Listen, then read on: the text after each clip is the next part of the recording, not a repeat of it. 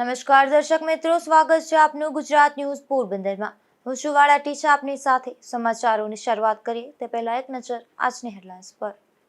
આ હેડલાઇન્સના પ્રાયોજક છે ઝેવર, સ્વર્ણ સ્પર્શ સંપૂર્ણતાનો।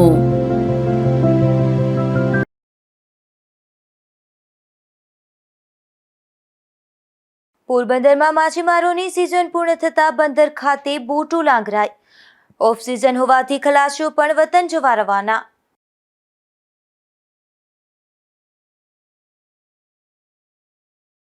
પોરબંદરમાં મહાનગરપાલિકાના ફાયર વિભાગ સામે થયા ગંભીર આક્ષેપ। ડૂબેલા યુવાનના મોત પાછળ ફાયર વિભાગ જવાબદાર હોવાની રજૂઆત।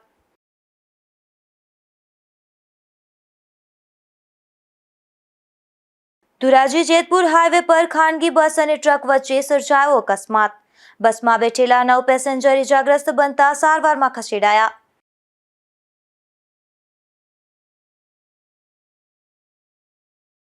પોરબંદર જિલ્લામાં કુલ 56 ગ્રામ પંચાયતમાં થશે ચૂંટણીનું આયોજન। આદિતપરા ગામ સહિત અનેક ગામમાં લોકો અનેક સમસ્યાથી પીડિત।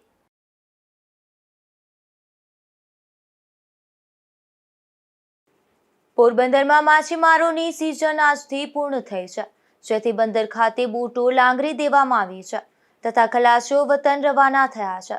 ત્યારે બોટ માલિકોએ બોટ સમારકામની કામગીરી શરૂ કરી છે। પોરબંદરમાં માછીમારીની સિઝન આજથી પૂર્ણ થઈ છે।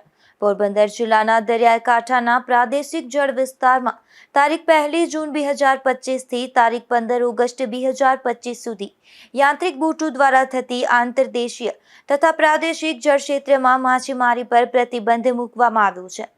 રાજ્યમાં આ પ્રતિબંધમાંથી નોન મોટરાઇઝ્ડ ક્રાફ્ટ એટલે કે લાકડાની બિન યાંત્રિક એકલકડી હોડી અને સઢવાળી હોડી તથા પગડિયા માછીમારોની બાકાત રાખવામાં આવ્યા છે, જેથી બોટો દરિયામાંથી ક્રેનની મદદથી બહાર કાઢી કતારબદ્ધ જેટી ઉપર લાંગરી દેવામાં આવી છે। ત્યારે બંદર પર બોટોનો ખડકલો જોવા મળે છે। હવે માછીમારો માટે બોટોના સમારકામ રંગરોગાન કરવા માટેનો સમય છે।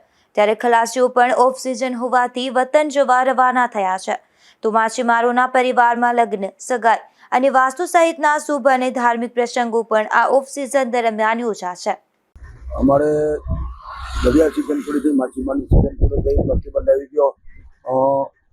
1 તારીખથી અત્યારે 1 જૂનથી પ્રતિબંધ આવી ગયો।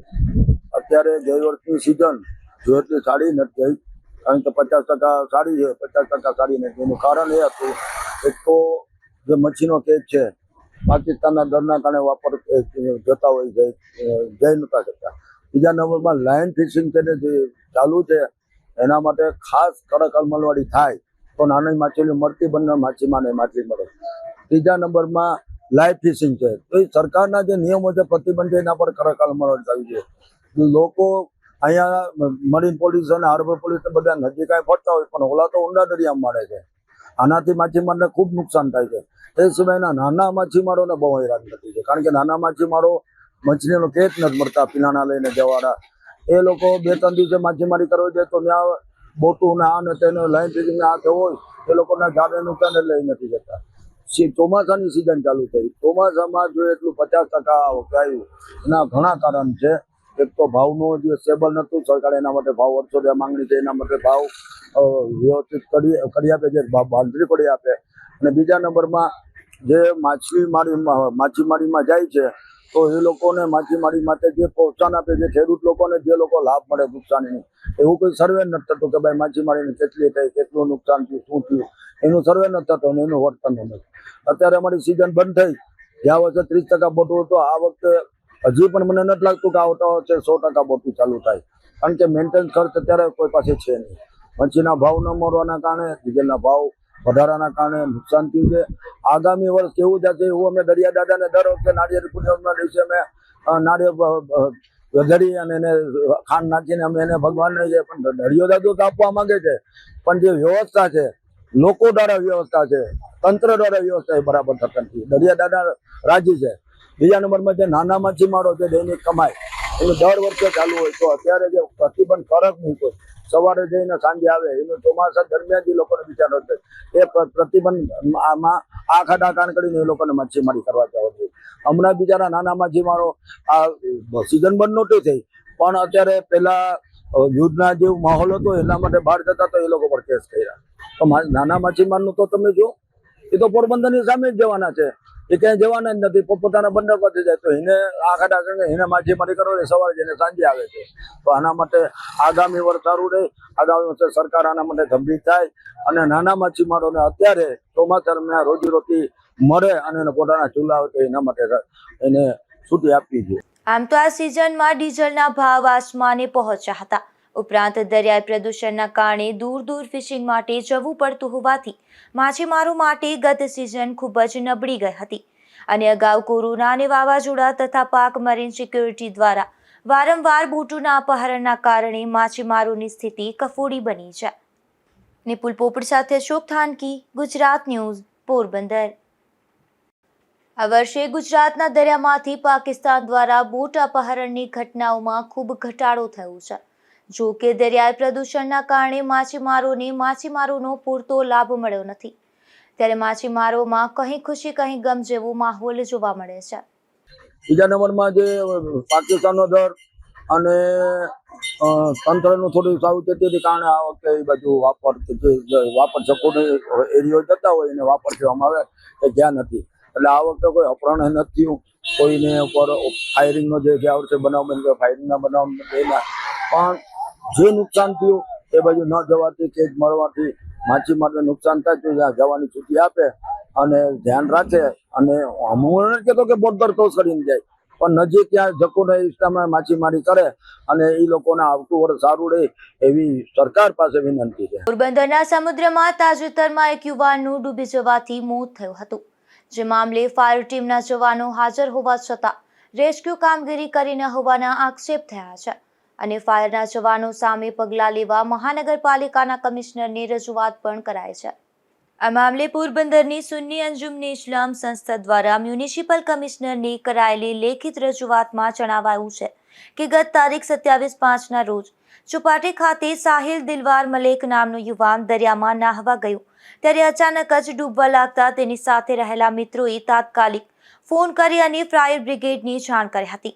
ત્યારે 3 કર્મચારીઓ પોતાની વાન લઈ ડ્રેસ પહેર્યા વિના તાત્કાલિક ઘટના સ્થળે પહોંચી ગયા હતા અને કર્મચારીઓ પહોંચ્યા ત્યારે સાહિલ દરિયામાં ડૂબી રહ્યો હતો. ત્યારે હાથથી બચાવવા માટે ઇશારા કરી રહ્યો હતો, પરંતુ તેને બચાવવા માટે ફાયર જવાનો સમુદ્રમાં ઝંપલાવવાના બદલે હોડી સહિત સાધન સામગ્રીની રાહ જોઈને ઊભા હતા અને પોતાની પાસે રહેલ ગાડીમાં બચાવ કામગીરીની સામગ્રી પણ ઉતારી ન હતી કે તાત્કાલિક અસરથી કોસ્ટગાર્ડ કે નેવીને પણ યુવાનને બચાવવા મદદરૂપ થવા માટે જાણ કરી ન હતી. માત્ર ને માત્ર મૂક પ્રેક્ષકની જેમ અન્ય પબ્લિકની સાથે તેઓ યુવાનને ડૂબતો જોઈ રહ્યા હતા. ત્યાં સુધીમાં યુવાન ડૂબી ગયો અને માત્ર લાશ જ કાંઠે આવી ગઈ હતી. તે અંગે સોશિયલ મીડિયામાં પણ વિડીયો વાયરલ થયો છે. 3 કર્મચારીઓમાં કોઈ જવાબદાર કર્મચારી કે અધિકારી દેખાયા ન હતા. કોન્ટ્રાક્ટ બેઝના કર્મચારીઓ હોય તેવું લાગી રહ્યું છે અને તેઓએ રેસ્ક્યુ અંગેની કોઈ તાલીમ લીધી હોય તેવું પણ તેના વર્તન પરથી જણાઈ આવતું ન હતું. સમગ્ર ઘટનામાં ફાયર વિભાગના કર્મચારીઓની ગંભીર બેદરકારી સ્પષ્ટ દેખાઈ રહી છે, કારણ કે ઉપરી અધિકારીઓ પણ એસી ઓફિસમાંથી બહાર નીકળી અને ઘટના સ્થળે આવ્યા ન હતા. આથી તાત્કાલિક તપાસ કરી જવાબદાર અધિકારીઓ અને કર્મચારીઓને સસ્પેન્ડ કરવામાં આવે તેમજ ફાયર વિભાગના તમામ કર્મચારીઓની લાયકાત અને જરૂરી તાલીમ લીધી છે કે કેમ તેની પણ તપાસ કરવામાં આવે તેવું રજૂઆતમાં જણાવાયું છે અને યોગ્ય તપાસ કરવામાં નહીં આવે તો હાઈકોર્ટનો સહારો લેવાની ચીમકી પણ અપાય છે. નિપુલ પોપટ સાથે અશોક થાનકી, ગુજરાત ન્યૂઝ, પોરબંદર. પોરબંદરના ચોપાટી રોડ પર એક સ્કૂટી અને કાર વચ્ચે અકસ્માત સર્જાયો હતો. આ અકસ્માતમાં 2 યુવતીઓને ઈજા પહોંચતા તેમની સારવાર માટે પોરબંદરની સરકારી હોસ્પિટલમાં ખસેડવામાં આવી હતી. પોરબંદરના જુરીબાગ વિસ્તારમાં રહેતા નિકિતા રવિ કોટિયા અને નિકિતા દેવદાસ પરમાર નામની બંને યુવતીઓ સ્કૂટી લઈને ચોપાટી રોડ પરથી પસાર થતી હતી ત્યારે ચોપાટી નજીકના પાર્કિંગ પાસે આ યુવતીની સ્કૂટી અને કાર વચ્ચે અકસ્માત સર્જાયો હતો. આ અકસ્માતમાં બંને યુવતીઓને ઈજા પહોંચતા તેમની સારવાર માટે પોરબંદરની સરકારી હોસ્પિટલમાં ખસેડવામાં આવી હતી. Ashok Thanki, Gujarat news, Porbandar. Porbandar ST road પર આવેલા નવા જલારામ મંદિર ખાતે અંતાક્ષરીનું આયોજન કરવામાં આવ્યું હતું, જેમાં સંગીતની સુરાવલી સાથે 15 જેટલી ટીમે ભાગ લીધો હતો. જેમાંથી 3 ટીમ ફાઇનલ સુધી પહોંચી હતી. સંગીતની સુરાવલી સાથે યોજાયેલા અંતાક્ષરી કાર્યક્રમનું સંચાલન જાણીતા મોટિવેશનલ સ્પીકર ઋષિકાબેન હાથીએ કર્યું હતું. અંતાક્ષરીમાં કુલ 15 ટીમોને સંગીત સુરાવલી સાથે રશ્મિબેન રાડિયા દ્વારા રમાડવામાં આવેલ હતી અને નિર્ણાયક તરીકે રેખાબેન ચુટાઈ અને દિવ્યાબેન ખાસ ઉપસ્થિત રહ્યા હતા. જલારામ સેવા સમિતિ અને યુવા ટીમના યુવાનોએ અંતાક્ષરીમાં વધુમાં વધુ લોકો ભાગ લે તેના માટે જહેમત ઉઠાવી હતી અને 31મી મેના સાંજે કુલ 15 ટીમમાંથી 3 ટીમો ફાઇનલ સુધી પહોંચી હતી, જેમાં વિજેતા ટીમને શિલ્ડ આપી સન્માનિત કરાયા હતા. અશોક થાનકી, ગુજરાત ન્યૂઝ, પોરબંદર. પોરબંદરની ગુઠાણીયા મહિલા કોલેજ ખાતે બાળકો માટેના 15 દિવસીય સમર કેમ્પનું આયોજન થયું હતું, જેના સમાપન સમારોહમાં અનેક મહાનુભાવો ઉપસ્થિત રહ્યા હતા. ત્યારે બાળકોને શૈક્ષણિક કીટ આપી પ્રોત્સાહિત કરાયા હતા. Doctor VR. ગુઠાણીયા મહિલા કોલેજ ખાતે તાજેતરમાં બાળકો માટેના 15 દિવસીય સમર કેમ્પનું આયોજન કરવામાં આવ્યું હતું, જેમાં 122 જેટલા બાળકો ઉત્સાહભેર જોડાયા હતા. ગુજરાત યોગ બોર્ડ દ્વારા મેદ મુક્ત ગુજરાત અભિયાન અંતર્ગત રાજ્યભરમાં જુદા જુદા સ્થળોએ બાળકો માટે નિઃશુલ્ક સમર કેમ્પનું આયોજન કરવામાં આવ્યું હતું. તેના ભાગરૂપે બાળકોનો માનસિક, શારીરિક અને બૌદ્ધિક વિકાસ થાય અને તેમની છુપાયેલી ક્ષમતાને પ્લેટફોર્મ મળી રહે તેવા હેતુસર આ બાળ સમર કેમ્પનું આયોજન કરવામાં આવ્યું હતું. ગુઠાણીયા મહિલા કોલેજના પ્રિન્સિપાલ ડોક્ટર કેતનભાઈ શાહ, જિલ્લા કોઓર્ડિનેટર શ્રી કેતનભાઈ કોટિયાના નેતૃત્વમાં આ કેમ્પ યોજાયો હતો અને આ કેમ્પના સમાપન સમારોહમાં બાળકો સાથે માતા પિતાની હાજરી પ્રેરક રહી હતી. તેમણે સમાપન સમારોહમાં ટ્રસ્ટના પ્રમુખ, જાણીતા દાતા અને શિક્ષણ પ્રેમી ડોક્ટર વિરમભાઈ રાજાભાઈ ગુઠાણીયા, બીએડ કોલેજના ડાયરેક્ટર અને કેળવણીકાર ડોક્ટર ઈશ્વરલાલ ભરડા અને જયશ્રીબેન ગુઠાણીયા સહિત અનેક મહાનુભાવો ખાસ ઉપસ્થિત રહ્યા હતા. આ સંસ્થાના ટ્રસ્ટીઓમાં અર્જુનભાઈ મોટવાડિયા સહિતનાઓએ બાળકોને અભિનંદન પાઠવ્યા હતા. અશોક થાનકી, ગુજરાત ન્યૂઝ, પોરબંદર. રણવાવના આશિયાપાટ ગામે દબાણ દૂર કરવાની કાર્યવાહી હાથ ધરવામાં આવી હતી, જેમાં સરકારી જમીનના સર્વે નંબર 260માં ડિમોલિશનની કામગીરી કરાઈ હતી. આ કામગીરીમાં પીજીવીસીએલની ટીમ પણ જોડાઈ હતી. રણવાવ પંથકમાં દબાણ દૂર કરવાની કાર્યવાહી હાથ ધરાતા પેશકદમી કરનારાઓમાં ફફડાટ વ્યાપી ગયો છે.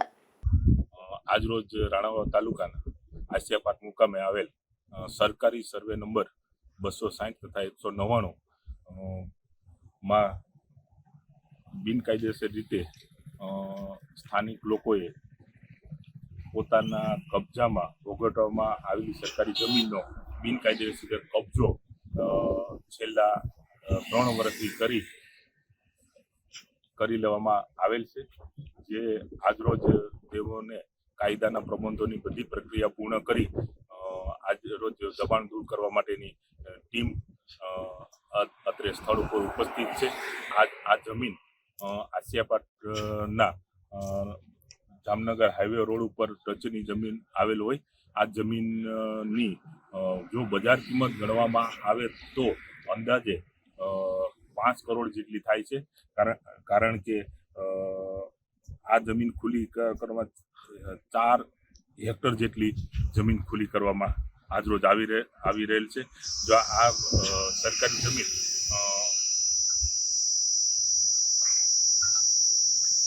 આ સરકારી જમીન બિનકાયદેસર રીતે જે લોકોએ દબાણ કરીને પોતાના કબજામાં વાળેલી છે તેમને આજરોજ ખુલ્લી કરવામાં આવેલ છે અને આવી જ્યાં પણ રાણાવાવ તાલુકામાં આવી બિનકાયદેસર રીતે સરકારી જમીનનો કબજો અને વણાકી અને પોતાના કબજામાં લઈ જાય તો એ ખુલ્લી કરવાની કાર્યવાહી સતત ચાલુ જ રહેશે.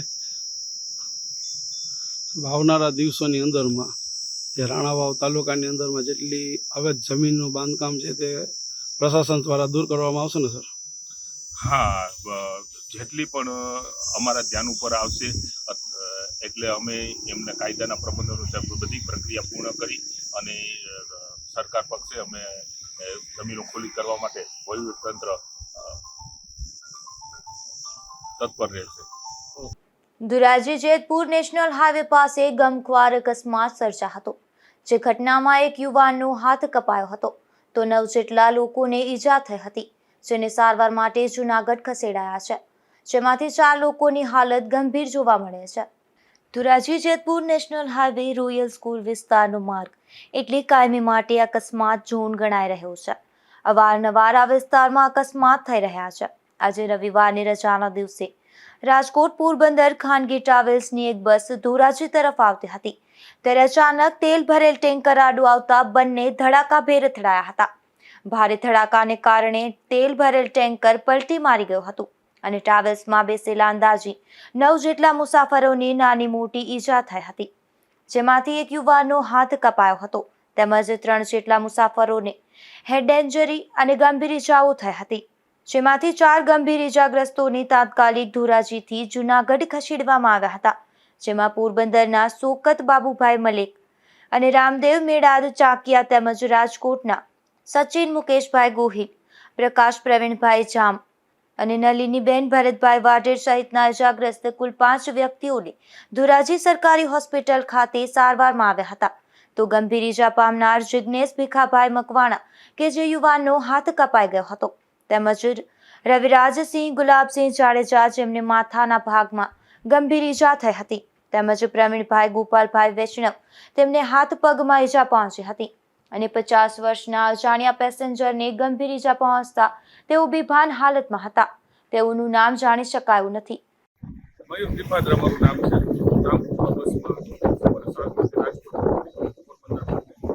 બસવાળાએ આગળથી આગળ કરવાની પૂરેપૂરી ટ્રાય કરી. ટ્રક જે છે એવું જાણવા મળ્યું કે ભાઈ ટ્રક જે છે એ વચ્ચે આવી ગયો. એને જોયા વગર ટર્ન મારી દીધો. એમાં કેટલા જણાને ઇન્જર્ડ હશે? 5 જણા તો મેં જોયા. તમે ક્યાંથી ક્યાં જતા હતા? હું રાજકોટથી પોરબંદર જતો. અકસ્માત કઈ રીતે બન્યો? એ તો ખ્યાલ નથી, કારણ કે બ્રેક કરી છે સારી એવી ડ્રાઈવરે મહેનત ઘણી કરી બસ બચાવવા માટે. કારણ કે હું પહેલી સીટે જ હતો, ડ્રાઈવરની પાછળ જ બેઠો અને પડતો બંધ હતો, જેથી કરીને મને વધારે તો ખ્યાલ નથી, પણ બ્રેક બહુ સરસ કરી હતી ગાડી. આ તમામને ધોરાજી સરકારી હોસ્પિટલ ખાતે લાવેલા અને ત્યાંથી વધુ સારવાર માટે જૂનાગઢ ખસેડવામાં આવ્યા છે. ખાનગી ટ્રાવેલ્સની આ બસમાં અંદાજે 40થી વધુ પેસેન્જર બેઠા હતા, જેમાંથી 9ને ઈજા પહોંચી હતી. Vimal Sondarva, Gujarat news, Dhoraji. Dhoraji national highway પર સર્જાયેલા અકસ્માતની જાણ થતાં પોલીસ કાફલો તેમજ હાઈવે ઓથોરિટીનો સ્ટાફ ઘટના સ્થળે દોડી ગયો હતો અને ઈજાગ્રસ્તોને સારવારમાં ખસેડવાની કામગીરી હાથ ધરવામાં આવી હતી. અકસ્માતની જાણ ધોરાજી તાલુકા પોલીસને થતાં પીએસઆઈ પીજે રાણા તેમજ સ્ટાફ તાત્કાલિક સ્થળ પર દોડી ગયા હતા અને તેલ ભરેલા ટેન્કરમાંથી તેલ રોડ ઉપર ઢોળાઈ જતા આગ જેવો ગંભીર બનાવ ન બને તે માટે તાત્કાલિક ધોરાજી નગરપાલિકાનું ફાયર ફાઇટર બોલાવી લેવાયો હતો અને આ બનાવની ધોરાજી તાલુકા પોલીસે તપાસ હાથ ધરી હતી. મારું નામ ભાટિયા દીપ છે. હું હાઈવે એમ્બ્યુલન્સમાં પેરામેડિક સ્ટાફ તરીકે ફરજ નિભાવું છું. અમને અત્યારે એક્સિડન્ટની જાણ થયેલી હતી. ભૂતવડના પાટીએ પંકજ હોટલથી આગળ ઘોડાઈએ છે ને એક ટ્રાવેલ્સ અને એક ટ્રક વચ્ચે છે ને એક્સિડન્ટ થયેલો હતો. અમને જેવી ઇન્ફોર્મેશન મળી અમે એમ્બ્યુલન્સ લઈને ત્યાં પહોંચી ગયા. લગભગ 10થી 11 જેટલા જણાને લાગ્યું છે. બીજી એમ્બ્યુલન્સને પણ અમારી સહાયતા કરીને અમે અહીંયા જેટલા ઇજાગ્રસ્ત માણસો હતા ને એને અમે ધોરાજી સિવિલે શિફ્ટ કરી દીધા છે. અમુક લોકોને વધારે લાગ્યું છે, અમુક લોકોને ઓછું લાગ્યું છે, પણ એક્સિડન્ટ સારું થયું છે. એવું નેશનલ હાઈવે ઓથોરિટી ધોરાજીના જેતપુર રોડ, રોયલ સ્કૂલ વિસ્તાર તેમજ ધોરાજીના ઉપલેટા રોડ, ભૂખી ચોકડી તેમજ રાયધરા પુલ વિસ્તારને અકસ્માત ઝોન જાહેર કરે તેવી લોકોએ માંગણી કરી છે. વિમલ સોંદરવા, ગુજરાત ન્યૂઝ, ધોરાજી. બગવદર પોલીસ વિભાગ દ્વારા 13 તુજકો અર્પણ કાર્યક્રમનું આયોજન કરવામાં આવ્યું હતું, જેમાં ખોવાયેલા હોય તેવા 3 જેટલા મોબાઈલ ફોન તેમના માલિકોને પરત કરવામાં આવ્યા હતા, જેમાં બગવદર, શીશલી તથા વડાળા ગામના મોબાઈલ ફોનના માલિકોએ પોલીસનો આભાર વ્યક્ત કર્યો હતો. પોરબંદર, રાણાવાવ અને કુતિયાણા એમ ત્રણેય તાલુકાની કુલ 56 ગ્રામ પંચાયતમાં ચૂંટણી યોજાશે, જેમાં 18 ગામની ગ્રામ પંચાયતમાં સામાન્ય ચૂંટણી યોજાશે અને 37 ગામની ગ્રામ પંચાયતમાં પેટા ચૂંટણી યોજવામાં આવશે. પોરબંદર જિલ્લાની 56 ગ્રામ પંચાયતોમાં ચૂંટણીનું આયોજન થઈ રહ્યું છે. જો કે હાલ ઘણી ગ્રામ પંચાયતોમાં વહીવટી શાસન હોવાના કારણે વિકાસના કામો ઠપ થઈ ગયા હોવાનું પણ સામે આવ્યું છે, જેમાં રાણાવાવ તાલુકાના આદિતપરા ગામની લોકો સાથે ચર્ચા કરતા અનેક સમસ્યાઓનો અભાવ હોવાનું આદિતપરાના ગ્રામજનોએ જણાવ્યું છે. છેલ્લા 3 વર્ષથી આદિતપરામાં વહીવટી શાસન હોવાના કારણે લોકો દ્વારા સમસ્યાઓ પડે તો લેખિત તથા મુખ્ય રજૂઆતો કરવા છતાં પણ સમસ્યાનું નિરાકરણ ન આવતા લોકો ત્રાહિમામ પોકારી ગયા છે. આરોગ્ય, વીજ પુરવઠો તથા રોડ રસ્તા જેવી અનેક સુવિધાઓનો અભાવ આદિતપરા ગામમાં જોવા મળ્યો છે. રાણાવાવ તાલુકાના આદિતપરા ગામમાં ભર ઉનાળે વીજ પુરવઠો અનેકવાર ખોરવાતા ગ્રામજનોને મોટી હાલાકી ભોગવવાનો વારો આવે છે. અનેકવાર વીજકર્મીઓને ફરિયાદ કરવા છતાં સમસ્યાનું સમાધાન થતું ન હોવાનું ગ્રામજનોએ જણાવ્યું હતું. ખાસ કરીને આદિતપરા ગામમાં આંગણવાડીમાં પણ વીજ પુરવઠો પૂરતો ન મળતા નાના બાળકોને આંગણવાડીના પટાંગણમાં બેસવાનો વારો આવ્યો હતો. આદિતપરા ગામની આંગણવાડી પણ જર્જરિત હાલતમાં જોવા મળી છે. છતમાંથી પ્લાસ્ટરના પોપડા ખરી ગયા હોય તેવા દ્રશ્યો પણ જોવા મળ્યા છે. છેલ્લા 3 વર્ષથી વહીવટી શાસન હોવાના કારણે સ્થાનિકો દ્વારા અનેક રજૂઆતો કરવા છતાં ગ્રામજનોને વ્યવસ્થિત આરોગ્ય કેન્દ્ર પણ તંત્ર દ્વારા બનાવવામાં આવ્યું નથી.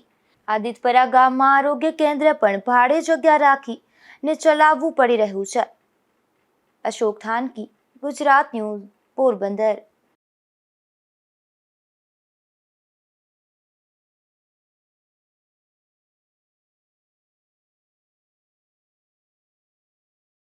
પોરબંદરના પાંજરાપોળ વિસ્તારમાં રહેતા એક વૃદ્ધ ઉપર 2 શખ્સોએ બેટ અને લોખંડના હથિયાર વડે હુમલો કર્યો હતો. આ હુમલામાં ઇજાગ્રસ્ત બનેલ વૃદ્ધને સારવાર માટે પોરબંદરની સરકારી હોસ્પિટલમાં ખસેડવામાં આવ્યા હતા. પોરબંદરના પાંજરાપોળ વિસ્તારમાં રહેતા જયસુભાઈ મોહનલાલ દેવમુરારી નામના વૃદ્ધ ઘરની બહાર બેઠા હતા ત્યારે આ વૃદ્ધને ક્રિકેટનો દડો લાગતા બોલાચાલી થઈ હતી. ત્યારબાદ વૃદ્ધ ઉપર લાલો બાબુભાઈ સોઢા અને ઓમ લાલો સોઢાએ બેટ અને લોખંડના હથિયાર વડે હુમલો કર્યો હતો. આ હુમલામાં ઇજાગ્રસ્ત બનેલ વૃદ્ધને સારવાર માટે પોરબંદરની સરકારી હોસ્પિટલમાં ખસેડવામાં આવ્યા હતા. જયસુખભાઈ દેવમોરારી, અમે પાંજરાપોળ રેલવે સ્ટેશન રોડ ઉપર રહીએ છીએ. અમારે ભાઈ નથી, અમે 4 બહેનો જ છીએ અને મારા પપ્પા ઉપર હુમલો કર્યો છે. મારા પપ્પા ઓટલે બેઠા હતા, છોકરાઓ બેટ દડે રમતા હતા. મારા પપ્પાને માથામાં બોલ માર્યો તો મારા પપ્પાએ બોલ કીધું કે આવી રીતે ના મળે તો એના પપ્પાએ આવી લાલા સોઢાએ મારા પપ્પાને માથામાં પાના માર્યા, વાહામાં બેટું માર્યા છે. બાપ દીકરાએ ભેગા થઈને અને મારી નાખવાની ધમકી દીધી છે અને મારા મમ્મીને ધક્કો મારીને કીધું કે તને હું વિધવા કરી નાખીશ, અમારી સેફટી શું, અમારી પાછળ આગળ પાછળ કોઈ નથી, અમે ખાલી 4 બહેનો જ છીએ. મારા પપ્પાની ઉંમર પૂરી થઈ ગઈ છે, એની 70 વર્ષની ઉંમર છે. અત્યારે એ બહુ જ ઘાયલ છે, માથામાં ટાંકા છે. લાલો સોઢા, લાલો બાબુભાઈ સોઢા અને ઓમ લાલા સોઢા. આ ઘટના બાદ વૃદ્ધે કમલાબાગ પોલીસ સ્ટેશનમાં આ શખ્સો સામે ફરિયાદ પણ નોંધાવી હતી. અશોક થાનકી, ગુજરાત ન્યૂઝ, પોરબંદર. પોરબંદરમાં મિલકતની ભાગ બટાઈના મન દુઃખમાં નાના ભાઈએ મોટા ભાઈ પર છરી વડે હુમલો કર્યો હતો. આ હુમલામાં ઇજાગ્રસ્ત મોટા ભાઈને સારવાર માટે સરકારી હોસ્પિટલે ખસેડવામાં આવ્યો હતો. ત્યારે આ મામલે પોલીસે હત્યાના પ્રયાસ અંગેનો ગુનો નોંધી વધુ તપાસ હાથ ધરી છે. સમગ્ર મામલે વિરેન્દ્રભાઈ નાથાલાલ ખોખરીએ નોંધાવેલી પોલીસ ફરિયાદ મુજબ તેઓ કુલ 4 ભાઈઓ છે, જેમાં 2 મોટા ભાઈ વિપુલભાઈ અને જયેશભાઈનું અવસાન થયું છે. તે પછી વિરેન્દ્રભાઈ અને સૌથી નાનો ભાઈ જિગ્નેશ છે, જેના લગ્ન થયા હતા પણ 10 વર્ષથી છૂટું થઈ ગયું હોવાથી તે એકલો કીર્તિ મંદિર પાછળ આવેલા તેઓના જૂના મકાનમાં રહે છે, જ્યારે વિરેન્દ્રભાઈ ભાડાના મકાનમાં રહે છે. શનિવારે સવારે તેઓ બંદરમાં કામ કરવા જતા હતા ત્યારે ઈકુભાઈના પેટ્રોલ પંપ પાસે નાનો ભાઈ જિગ્નેશ હાથમાં છરી લઈને સામે મળ્યો હતો અને વિરેન્દ્રભાઈને મકાનના 1 લાખ રૂપિયા આપવાના તેવું કહી ઉશ્કેરાઈ ગયો હતો અને છરી વડે ડાબા પડખામાં પેટના ભાગે જાનથી મારી નાખવાના ઈરાદે હુમલો કર્યો હતો.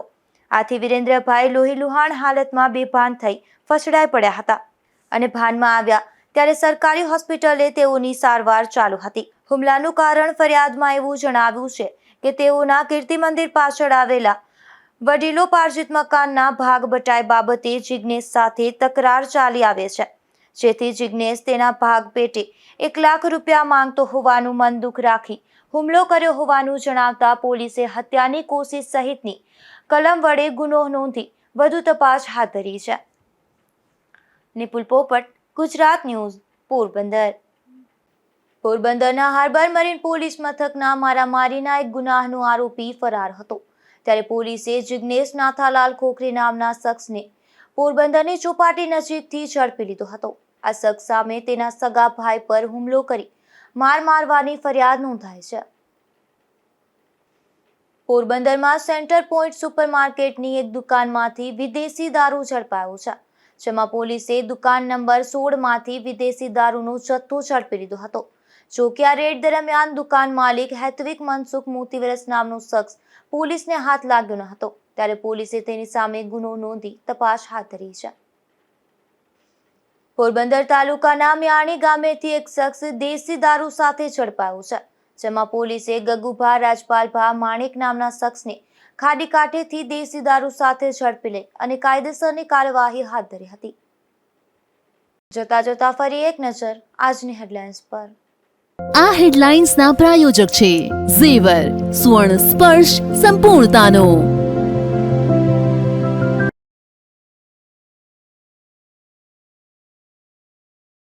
પોરબંદરમાં માછીમારોની સિઝન પૂર્ણ થતા બંદર ખાતે બોટો લાંગરાઈ.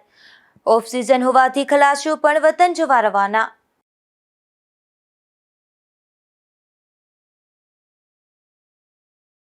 પોરબંદરમાં મહાનગરપાલિકાના ફાયર વિભાગ સામે થયા ગંભીર આક્ષેપ. ડૂબેલા યુવાનના મોત પાછળ ફાયર વિભાગ જવાબદાર હોવાની રજૂઆત.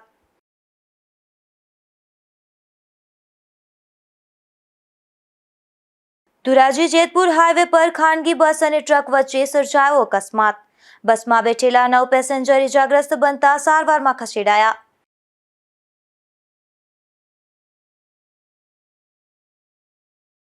પોરબંદર જિલ્લામાં કુલ 56 ગ્રામ પંચાયતમાં થશે ચૂંટણીનું આયોજન. આદિતપરા ગામ સહિત અનેક ગામમાં લોકો અનેક સમસ્યાથી પીડિત.